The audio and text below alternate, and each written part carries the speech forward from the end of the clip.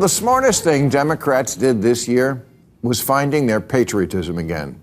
If you told me a year ago that if Kamala Harris would be the nominee and in her acceptance speech she would use the word privilege, I would not have guessed that she used it the way she did. The greatest privilege on earth. The privilege and pride of being an American. America's founders, they were the Gen Z of their day. And when they were your age, they started a country. What the fuck have you done?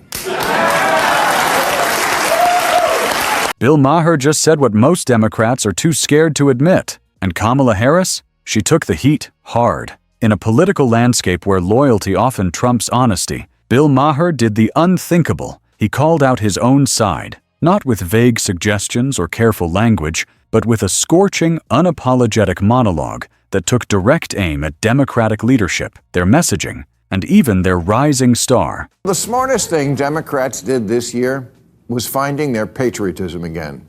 If you told me a year ago that if Kamala Harris would be the nominee and in her acceptance speech she would use the word privilege, I would not have guessed that she used it the way she did. Vice President Kamala Harris. What started as a seemingly patriotic moment turned into a full-blown indictment. Maher didn't just question the narrative. He flipped the entire conversation upside down. He warned that the party's strategy is backfiring and that younger Americans aren't just tuning out, they're turning away. And if that wasn't enough, he didn't spare Gen Z either. What followed wasn't just commentary, it was a takedown, one that's got half the country cheering and the other half scrambling for a response. Let's unpack the moment that's got everyone talking. At first, it almost sounded like Maher was ready to applaud the Democrats. He opened by acknowledging something we rarely hear in political circles these days: praise. Maher commended Vice President Kamala Harris and Minnesota Governor Tim Walz for something that should be obvious but has become oddly rare: expressing love for their country. Yeah, and Tim Walz also began his speech with a great line saying, "We're all here tonight for one beautiful, simple reason. We love this country." And yet this message doesn't seem to be catching on with a lot of the younger people. None of them are standing up and screaming, "That's my country!" In a time when patriotism is often seen as a partisan weapon, hearing leaders on the left speak positively about America felt surprising. Harris even used the word privilege in her acceptance speech, but not in the way you'd expect. Instead of weaponizing the term, she used it to reflect on the unique opportunity of being part of a nation that, while imperfect, offers unprecedented freedoms and chances for reinvention. On paper, it was a moment of unity, a rare spark of middle ground messaging. But Maher, being Maher, wasn't about to let the feel-good moment stand unchallenged, because while the speeches may have sounded patriotic, the message didn't land, especially not with younger Democrats. It's amazing, since in 1776, James Monroe was 18. Alexander Hamilton was 21 and James Madison 25. Joe Biden was only 30.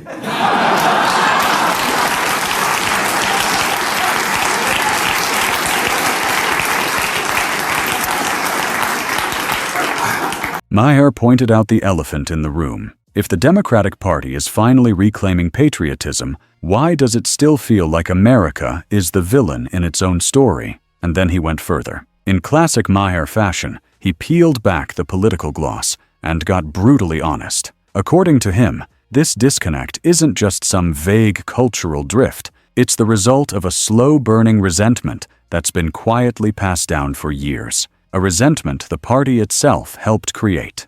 But that wasn't the whole story, because behind the patriotic speeches was a generation of voters who weren't buying it. And Maher had some serious thoughts on why. Yes, America, the only place in the world where a white guy from the suburbs could become a millionaire rapper, because here every person, regardless of race, class, or gender, has the right to be talent-free.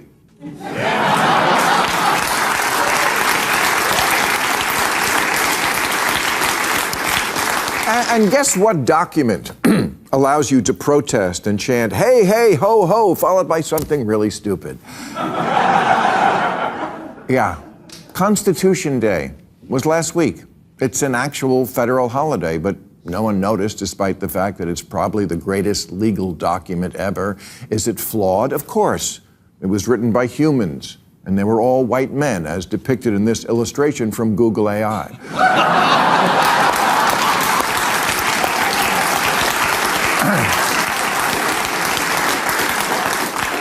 But how about looking at the actual ideas in it?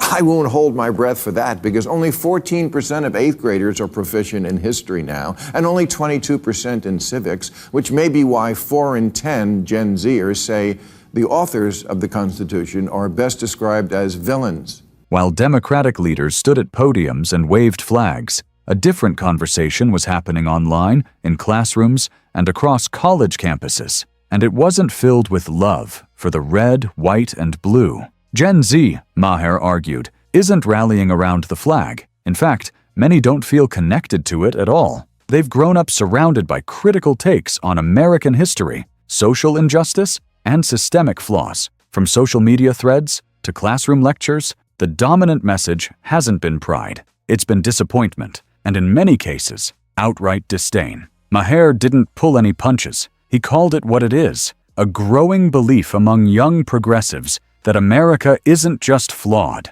it's fundamentally broken. And that belief, he says, hasn't come from nowhere. It's been nurtured, intentionally or not, by a political party that has focused so heavily on what's wrong with America that they forgot to remind people what's right. Worse still, Maher argued, this negativity has become so normalized that even genuine efforts to reclaim patriotism fall flat. It's amazing, since in 1776, James Monroe was 18, Alexander Hamilton was 21, and James Madison 25. Joe Biden was only 30.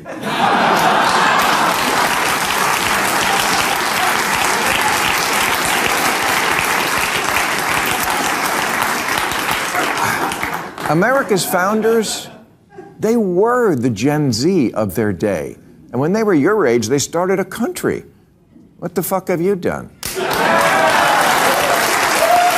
To Gen Z, flag-waving speeches sound like PR stunts. They've been taught to be skeptical of American institutions, to see the Founding Fathers as villains, and to view the very idea of American exceptionalism as a dangerous myth. And this, Maher warned, is a serious problem, not just for the Democratic Party, but for the country. And then, he drops the hammer. Because what comes next isn't just about history books or political spin. It's about a generation that may be losing its connection to the foundational ideas that make democracy work. And this is where Maher stops playing nice. He goes straight for the numbers.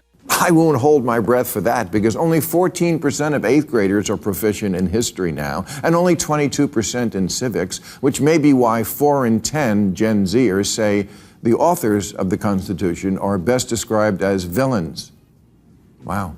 And they're not pretty. According to recent data, only 14% of 8th graders are proficient in U.S. history. In civics, just 22%. Let that sink in. The majority of young Americans don't understand how their own country works, let alone why it was designed the way it was. And Maher didn't shy away from the implications. With a signature blend of sarcasm and seriousness, he mocked the state of education while highlighting a much deeper problem. If you don't understand the Constitution, how can you possibly appreciate its value? He pointed out the shocking reality that nearly 4 in 10 Gen Zers describe the authors of the Constitution as villains, not flawed humans, not products of their time. Villains. It's a dramatic rebranding of history, one that completely ignores the revolutionary nature of the American founding. Maher reminded viewers that while the founders were far from perfect, they created a framework that allows for self-correction,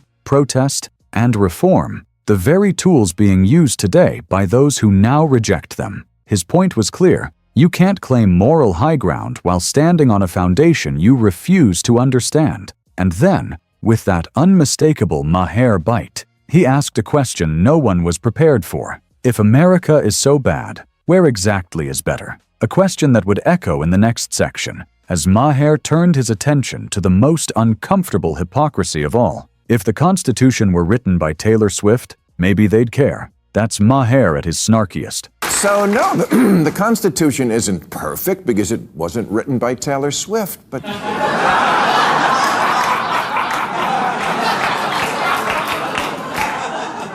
And yes, the founders made excruciating compromises, obviously slavery. But slavery was a deal breaker for the southern states. So there would have been two countries. And then to end slavery in North America, it would have involved invading a sovereign nation instead of having the moral high ground of keeping a union together. Would that have been better? History's complicated, and Gen Z reasoning is not. They think they're pure, but they're really just simplistic. They know two things. White people did some very bad things, and no, that's it. That's all they know. That's what they know. But also his sharpest. Behind the humor, he's making a serious point. The Founding Fathers weren't perfect, but neither were they cartoon villains. They were real people, shaped by the era they lived in, doing the best they could with the knowledge and limitations of their time. He doesn't sugarcoat the truth. The Constitution was written by white men, some of whom owned slaves. Maher openly acknowledges the painful and uncomfortable compromises made during America's founding, especially around slavery. But rather than dismiss the founders entirely, he challenges the audience to look deeper. Because here's the uncomfortable reality. Well, I know that too, but I also know other things. Like how in 1776, slavery was a lot like flying private today. If you could afford to, you would have done it too. Everybody did it, of all races, throughout history, in the Bible, and all over the world. If you hate George Washington for slavery, are you prepared to hate the woman king? Because her empire was built on it too. And where do you imagine is this place, outside of your brilliant, pure minds, that's so much better than America? At least America self-corrects, a mechanism for which was actually written into the Constitution. The citizens of Gaza cannot assemble in protest of their own government, cannot do or say what they want, or practice whatever religion they want, or have a free press. All rights guaranteed in just our First Amendment. Without those compromises, there wouldn't be a United States at all. Slavery was a moral tragedy, but at the time, it was also a political fault line. If the northern and southern states hadn't found a way to form a union, Maher suggests, there would have been two Americas, and ending slavery could have required war between nations, not a civil war within one. This isn't about excusing history, it's about confronting it honestly. And Maher asks something simple but powerful. Can we hold people accountable for their flaws without erasing the world-changing ideas they gave us? Because while some may reject the founders for their imperfections, they often do so while praising other nations, countries that have never come close to offering the freedoms Americans enjoy. And that, Maher says, is where the hypocrisy gets hard to ignore. But what he says next, no one expected. Because while the US gets dragged across social media, the very countries being idolized often silence their critics entirely. These critics bash America, while praising regimes they've never lived under. This is where Maher turns the camera around. Not everyone has to be bribed. Anyone can get rich. The cops are flawed, but we're not a police state. The drinks don't make you go blind, and no one pushes you out of a window for a bad Yelp review. Our government takes a lot and fucks up a lot, but it also gives a lot. Healthcare, retirement, money, unemployment, disability, college grants, food stamps. Maybe in the blissfully perspective-free mind, this all adds up to a low bar that America has reached. But you have to ask, why do millions of people every year risk their lives to come here? He calls out a growing trend, romanticizing foreign nations with zero first-hand experience. Countries that seem progressive or idealistic in carefully curated social media clips, but in reality enforce strict control over their people, sometimes violently. Maher zeroes in on the contradiction. Protesters in the US scream about oppression, while holding signs praising regimes that don't even allow protests. They wear t-shirts celebrating revolution, while living in cities where they're free to criticize the government without fear of imprisonment or worse. And here comes the sarcasm. Maybe they think freedom of speech is just a quirky Western tradition. He paints a vivid contrast. one that's hard to ignore. In the US, you can burn a flag, insult the president, question the Constitution, and still go home safe. In many other parts of the world, that kind of speech could get you jailed, disappeared, or worse. And then, he makes a point that flips the entire argument. Because if the US is as awful as some claim, why are people risking everything to come here? No one's getting smuggled into Russia for a reason. Now Maher cuts through all the noise with one simple truth. Actions speak louder than tweets. Every year, millions of people from around the world risk everything, literally everything, for a chance to step foot on American soil. They leave behind families, homes, jobs, and sometimes entire life savings just for the opportunity to clean houses, drive taxis, or work overnight shifts in a country they believe offers something better. They want what we got. The founders were flawed, but they did build a place the whole world wants to break into. No one is paying a coyote to smuggle them into India or Russia.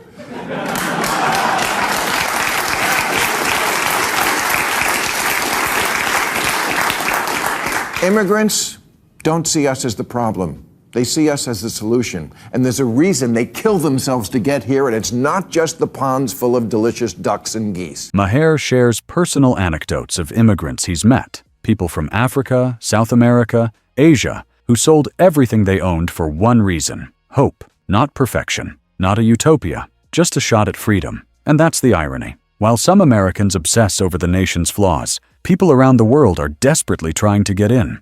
Not because they believe America is flawless, but because they understand something many citizens have forgotten. Even with its imperfections, it's still the best shot at a better life. But Maher's final warning? It's the most chilling of all. Because this isn't just about immigration. It's about what happens when a nation starts to forget what made it worth fighting for in the first place. Trash the system long enough, and you might wake up without it. This is Maher's final punch, the moment everything builds toward. He argues that America's biggest threat isn't from outside forces, it's from within. It's the erosion of gratitude, the loss of perspective, the belief that freedom is automatic and democracy is indestructible. He's not saying America is perfect, far from it. But Maher warns that if we keep tearing down the system, mocking its values, vilifying its origins, rewriting its past, we may lose the very things that make it livable. Free speech, due process, peaceful transfer of power, freedom of religion, civil rights, the right to protest. These aren't global norms. They're rare, and they're fragile. Maher makes it painfully clear. If these freedoms vanish, it won't be because enemies attacked us. It'll be because we let them erode, piece by piece, from the inside, while we were too busy complaining to notice. The world still sees America as a dream. Maybe we should too. It's a sobering message, but one that hits hard, because deep down, we all know it's true. If you think Maher is right or dangerously wrong, drop a comment below. We want to hear what you think. And if you're tired of hearing only one side of the story, make sure to hit that like button and subscribe. We've got more hard-hitting breakdowns coming your way. Stuff the mainstream won't touch. Thanks for watching. We'll see you in the next one.